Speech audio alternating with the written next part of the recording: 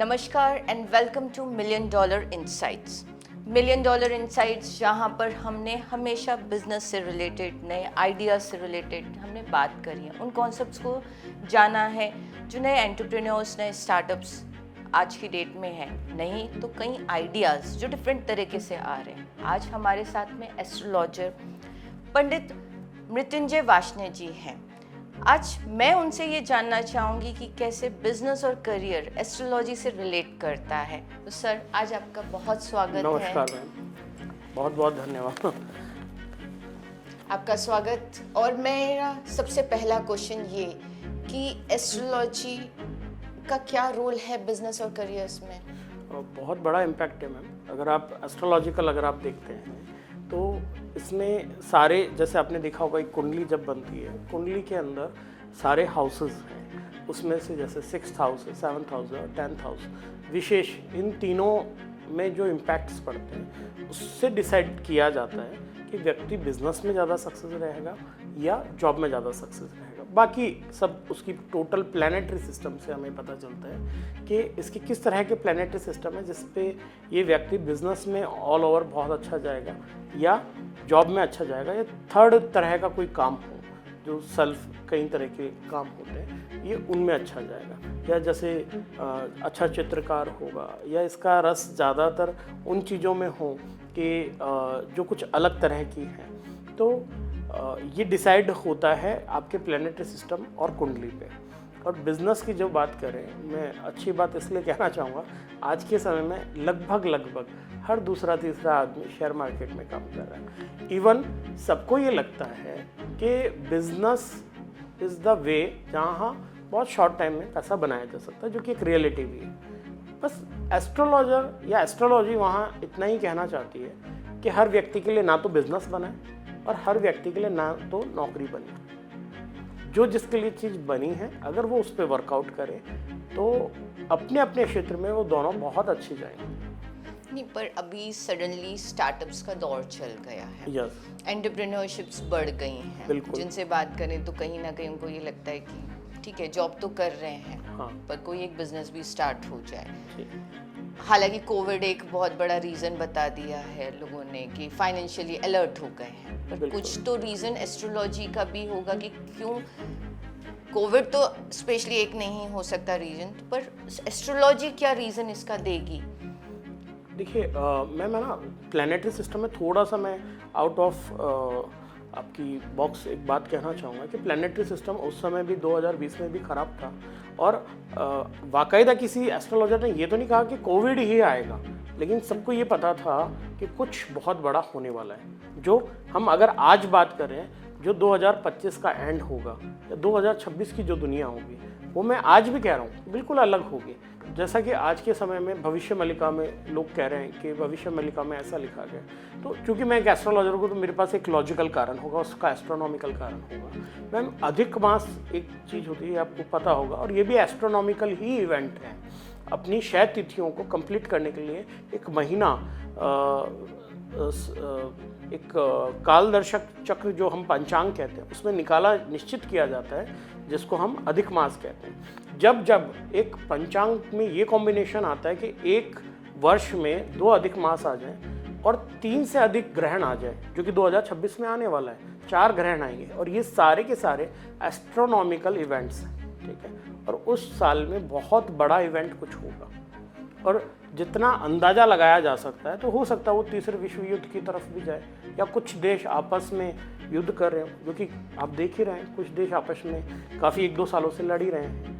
Even अभी out of bounce जब आपका मंगल था, तब इराक ने ईरान पे जो झगड़ा इनका बीच में चल रहा है वो काफ़ी बढ़ गया।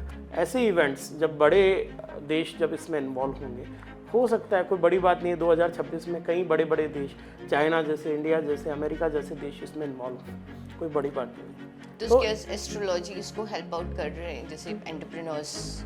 यस, तो व्यापारी की बात कर रहे हैं, तो यहाँ मैं व्यापारियों को एक बात कहना चाहूँगा कि कैश पैसा, क्योंकि व्यापारियों को पता होता है वो कैश पैसा इस समय में नहीं रखते हैं, लेकिन इस समय में कैश पैसा आपको काफ़ी काम देगा।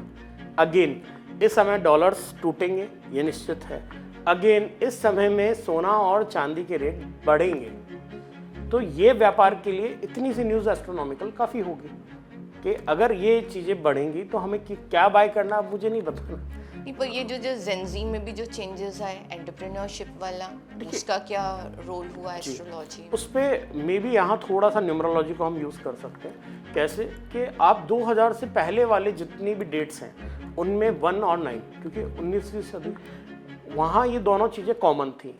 एक रिप्रेजेंट करता है भगवान सूर्य को, जो एक डिसिप्लिन को कहीं ना कहीं बताता है। दूसरा 9 नंबर जो है मंगल को रिप्रेजेंट करता है, और 9 नंबर की ताकत ये थी कि 2000 से पहले अच्छे घरों में भी आप चले जाओ, हर व्यक्ति ना कर्मठ मिलेगा, एक डिसिप्लिन मिलेगा, मान सम्मान मिलेगा, ठीक है, और वो बिल्कुल जुझारू रूप से काम कर रहा हो। और आफ्टर 2000 जो डेट्स आ रही हैं उनमें 19 तो कॉमन नहीं मिल रहा है। अगर डेट मिल जाए तो अच्छी बात है, कॉमन नहीं मिल रहा है। तो अब जो जनरेशन है उस पर नंबर 2 का बहुत इम्पैक्ट है, यानी चंद्रमा का बहुत इम्पैक्ट है, तो इमोशंस का इम्पैक्ट दे आर बिल्कुल। उसके बाद वाली जनरेशन को ना मतलब एक अलग ही लाड प्यार दुलार अलग तरीके से उसे पाला पोसा जा रहा है, तो उसकी वजह से और थोड़ा वो इमोशनली इतना साउंड नहीं हो पाएगा कि वो हर चीज़ को झेल पाए, और जॉब में वो सारी चीज़ें झेलनी पड़ती हैं जो बिजनेस में नहीं झेली जाती है। तो जनरली एक कारण उसमें से ये भी माना जा सकता है कि यहाँ अब जो बच्चे हैं वो बहुत जल्दी अर्निंग करना चाहते हैं, अपने ऊपर किसी तरह का प्रेशर नहीं चाहते हैं, स्पेशली जेन जी। तो वो चाहते हैं कि शॉर्ट टाइम में बहुत पैसा बनाया जाए। एक ये न्यूमरोलॉजिकल बहुत बड़ा काम यहाँ पे हो सकता है। अच्छा, शेयर मार्केट की भी अगर बात किया जाए, क्योंकि एस्ट्रोलॉजी की जब हम बात करते हैं तो it's related to new numbers. कहीं ना कहीं कौन सा हाउस है, ये सारी चीज़ें प्लैनेट्स का है, सब नंबर्स से रिलेट करता है। शेयर मार्केट पूरी स्टोरी नंबर्स की है। बिल्कुल। तो share market can be helpful astrology को हम बेस लेकर? पूरी तरह से तो मैं इस बात को नहीं कहूँगा कि यस, लेकिन क्योंकि मैंने आपको लास्ट टाइम भी यही कहा था, आज भी यही कहता हूँ कि एस्ट्रोलॉजी इतनी बड़ी साइंस है कि आप वहाँ कोई प्रश्न डालो और उसका आंसर नहीं आए, ऐसा हो ही नहीं सकता है। एस्ट्रोलॉजी में एक चक्र हम यूज़ करते हैं जिसको कहते हैं सर्वतोभद्र चक्र। सर्वतोभद्र चक्र में जब जो भी इसकी जानकार हैं वो अच्छे से जानते हैं कि जब इसका निर्माण किया जाता है, 9 खाने जब बनाए जाते हैं और दोनों दिशाओं में 9 खाने बना के जब हम इनकी शुरुआत करते हैं, तो वहाँ हम सारे स्वरों का यूज़ करते हैं, सारे के सारे नक्षत्रों का यूज़ करते हैं। 28 नक्षत्र यहाँ यूज़ करते हैं, सारी राशियाँ उसमें यूज़ करते हैं, सारी तिथियाँ उसमें यूज़ करते हैं, सारे वार उसमें यूज़ करते हैं। और ये एक इकलौता ऐसा कॉम्बिनेशन है जिसमें आप दुनिया के किसी प्रश्न को डाल दीजिए। इवन आप बात करें शेयर मार्केट की, ये तो एक अपने आप में बड़ी बात है कि बैंक निफ्टी हुई, इसका हम पूरी तरह से, और कई लोग इसकी प्रैक्टिस भी करें, इवन मैं भी कई लोगों को गाइडेंस करता हूँ। लेकिन पर्टिकुलर आपको किसी कंपनी के बारे में भी पता करना है तो भी आप इस चक्र के माध्यम से संपूर्ण रूप से जानकारी ले सकते हैं कि डूबते टाइम में भी कौन सी कंपनी राइज करेगी। इसके बारे में बिल्कुल एस्ट्रोलॉजिकल वर्क किया जा सकता है, और कर रहे हैं, ऑलरेडी कर रहे हैं, इस पर प्रैक्टिस चल रही है। तो शेयर में अगर प्रॉपर्ली तो हमें खुद को सीखनी चाहिए या नहीं? देखिए, सब लोग ये जिस चक्र की मैं अभी बात बताता हूँ, सर्वतोभद्र चक्र, एस्ट्रोलॉजी में भी कई वर्ष बीतने के बाद में, इवन जब 10 साल हो जाते हैं तब हम लोग इस पे प्रैक्टिसिंग पे आते हैं। किसी कारण से कोई जल्दी सीख ले, लेकिन उतना प्रैक्टिसिंग उसकी नहीं हो पाती। तो ऐसा हर व्यक्ति 10-10, 15-15 साल तो इसकी स्टडी नहीं कर सकता।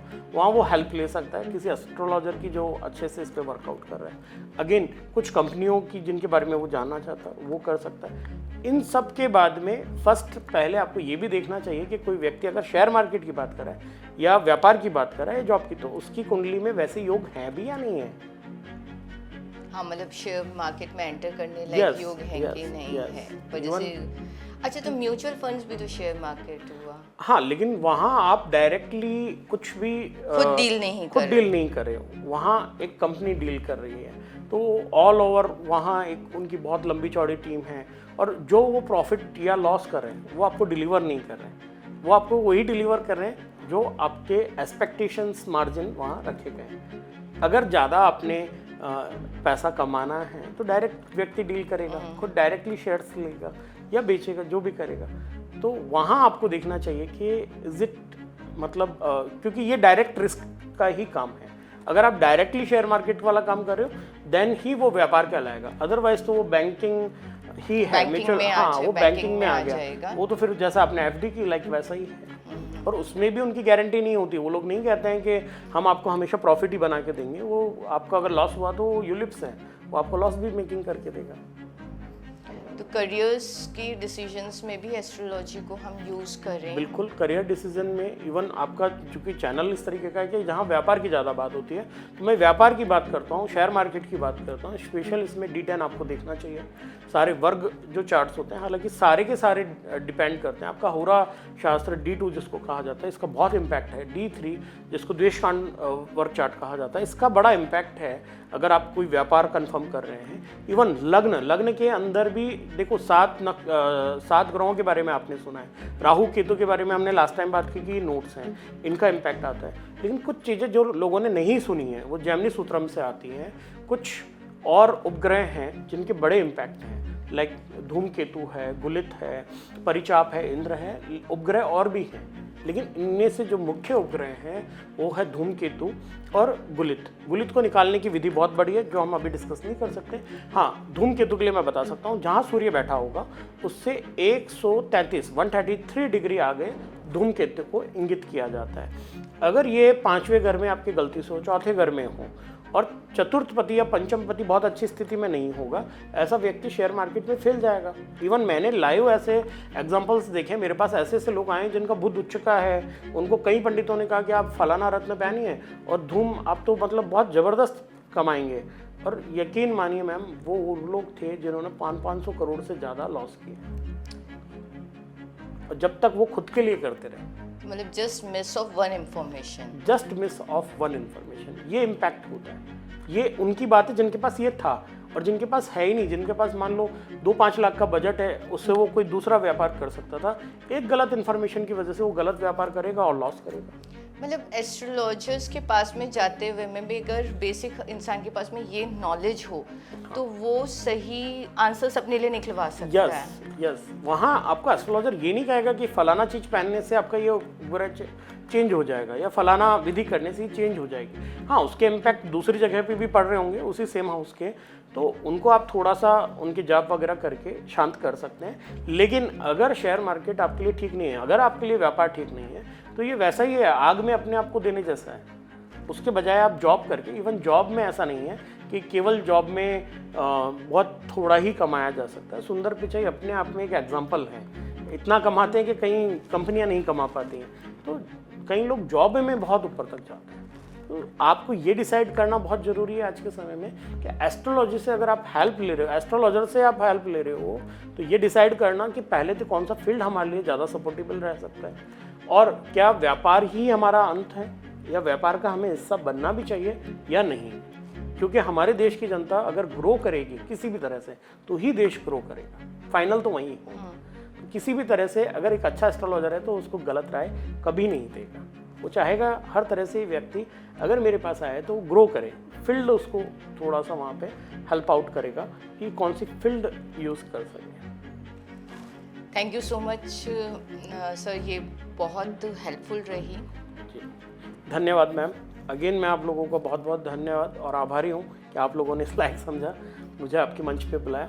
धन्यवाद। नहीं, हमारे लिए आज बहुत सपोर्ट रहा कि हम बिज़नेस भी स्टार्ट करें, तो एक एस्ट्रोलॉजी भी एक बहुत अच्छा वर्क कर सकती है, पॉजिटिवली भी नेगेटिवली। नेगेटिव इस वजह से कि हम खुद भी अगर नॉलेज से कहीं ना कहीं लैक कर रहे हैं, तो इसको पॉजिटिवली हम सब यूज़ करें। With this hope, thank you so much.